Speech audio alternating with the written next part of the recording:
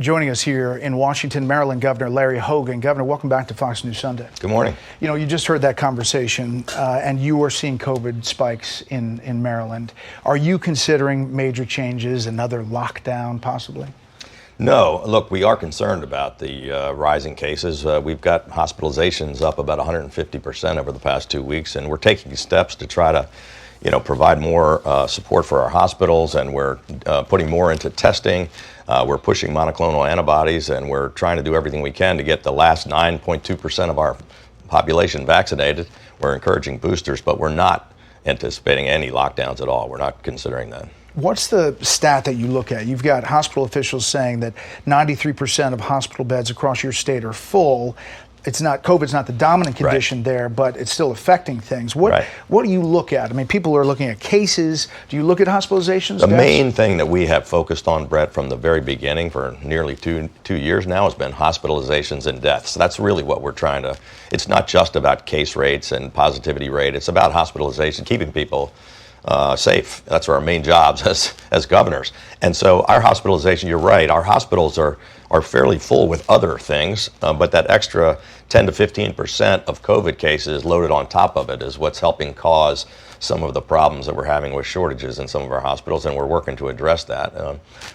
Honestly, we're pretty concerned about this Omicron variant, in that even though it seems to be less virulent and less dangerous, it's like 4 times more contagious. So, the percentages we're still seeing, I would say in the next couple of days, Omicron is going to be the dominant variant in our state. And we are anticipating over the next 3 to 5 weeks, probably the worst surge we've seen in our hospitals throughout the entire crisis. But we don't expect it to last for long. We're hoping it starts to taper off fairly quickly, but we're facing a pretty rough time. Prince George's County, the school district, Friday became the first major school district to announce this extended system-wide shift back to remote learning. Huge which mistake. Is a big deal. It's a big deal and a terrible mistake, and something we're very opposed to.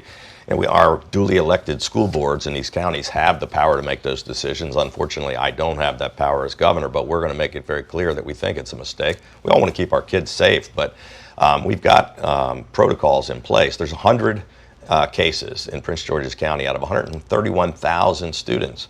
If there's a particular outbreak in a classroom or in a school, and you want to ramp up testing and make sure we keep those people safe, but shutting down an entire school system of kids that have already struggled with distance learning for nearly a year, it's just outrageous and wrong. What's your take on this federal appeals court ruling on the mandate for vaccines for businesses with more than 100? Where do you think it goes? What do you do with it? I don't think it's going to stand. I think the courts are going to stop it from happening. And we've been able to, and we're one of the most vaccinated states in America. As I said, with 90.8% of everybody 18 and over is vaccinated in our state, and 99.9% of our seniors without mandates.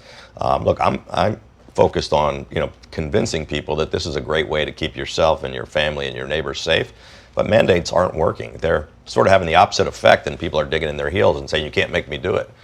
We'd rather encourage people to go out and get vaccinated, and it seems to be working in our state. We're either the best or second best in nearly every category. I want to talk about a couple other issues. One is crime. Baltimore now has had 7 consecutive years with more than 300 homicides. Just had a police officer ambushed Wednesday on life support, Kiana Holly. Some of your tough crime proposals have faced resistance in the Democratic majority state legislature. Baltimore City State Attorney Marilyn Mosby has called your renewed call to action a political stunt, asking how has he been unwilling to develop a long-term solution to address the root causes of crime in our city? Why is his only solution to crime more police and mandatory minimum sentences? You've been in office since January 15. How do you respond to that? Well, I would say she's completely wrong, and she's a big part of the problem. So we have a prosecutor in Baltimore City that refuses to prosecute violent criminals, and that's at the root of the problem. But we've put massive amounts of we've invested over $1 billion into public safety in Baltimore City. I'm not the mayor, I'm not the prosecutor, but I have started a national refund the police initiative. Defunding the police is about the dumbest idea I've ever heard. Marilyn Mosby was in favor of that idea. We need more police. We need more investment. We've just invested another $150 million in the state and local police. But I also have tough crime bills, which the leaders in Baltimore City have been opposed to, for tougher mandatory sentences for people that commit violent crimes and commit crimes with a gun. And the big problem is we passed it through our Senate. I have 70% Democrats. Our state House has refused to, and we're going to continue to put pressure on them. We had 17 people shot on Friday in Baltimore City. It's out of control. I've got 15 seconds. If former President Trump runs or he doesn't, are you considering running for president?